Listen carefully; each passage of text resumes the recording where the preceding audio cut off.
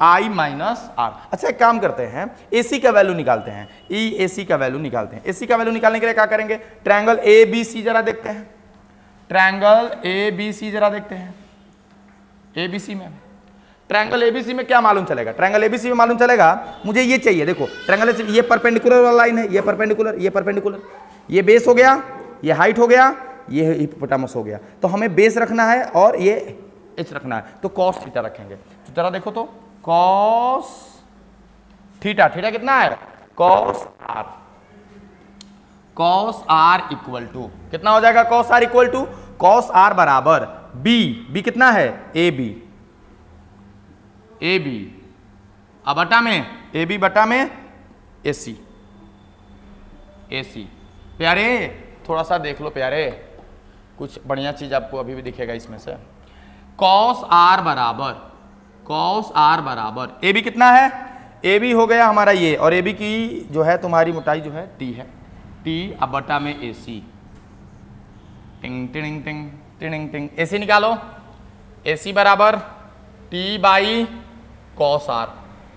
देख लो भैया AC का वैल्यू तो आ गया तुम्हारा, AC का वैल्यू तुम्हारा आ गया, कुछ नहीं करना आप। अब रखो D बराबर AC कितना रखेंगे, ये T by cos r into sine I minus r. तो यहां से तुम चाहो तो ये वाला फॉर्मूला खूब बढ़िया से नोट कर सकते हो। समझ गए बात को। मैंने क्या किया, दो ट्रायंगल का यूज किया, मैंने एक ट्रायंगल ये यूज किया, ये वाला, और यहां से मैंने साइन थीटा लिया, साइन थीटा लिया कितना हो गया, साइन थीटा बराबर P बाई ये D बाई AC, ठीक है। वहां से मैंने क्या निकाल लिया, D निकाल लिया, ये वाला D निकाल लिया। फिर भी मुझे अननोन क्या मिला, AC मिला, मुझे अननोन AC मिला। तो क्यों ना मैं यहां पर, मुझे मेरी ये वाली लंबाई मालूम है, मुझे ये वाली लंबाई कितनी मालूम है, T। तो जब मुझे ये वाली लंबाई T मालूम है तो मुझे करना क्या है, मुझे बस इसको रखना है, ये वाली चीज से कॉस आर ले लूंगा मैं, कॉस आर बराबर T बटा में AC, कॉस आर बराबर T बटा में AC, और यहां से मैंने AC निकाल के वहां पे रख लिया। तो D का वैल्यू यहां से आ गया। क्लियर है। अब देखो जरा, अगर मैं यहां से दो केस निकालूं, ये नोट कर लिया तुमने, नोट कर लिया, ओके। यहां से मैं इसको मिटा रहा हूं जरा। अगर मैं यहां से दो केस निकालूं कि सर I और R बहुत छोटे हैं, I और R क्या है, बहुत छोटे हैं, यदि I एवं R बहुत छोटे हैं, तो ऐसे केस में साइन I माइनस जो R है वो I माइनस R के बराबर हो जाएगा। केवल ये तो पढ़े हैं आप, ये तो मैथमेटिक्स में पढ़े हैं आप लोग कि सर साइन थीटा लगभग थीटा के बराबर हो जाता है, और ऐसे में ये I माइनस R के, लेकिन जो कॉस R होगा बहुत छोटा होने पर, जब कोण बहुत छोटा हो जाए तो ये R जीरो के बराबर, कॉस जीरो कितना हो जाएगा, 1 हो जाएगा। तो ऐसे हालत में D बराबर देख लो, D बराबर T बटा में कॉस की जगह पर 1, और यहां पर हो जाएगा I माइनस R। सो तुम्हारा D बराबर कितना आया, यहां से D बराबर T into I minus R, है ना। क्लियर है। अच्छा ये वाला आ गया, तो थोड़ा सा और आगे बढ़ जाते हैं।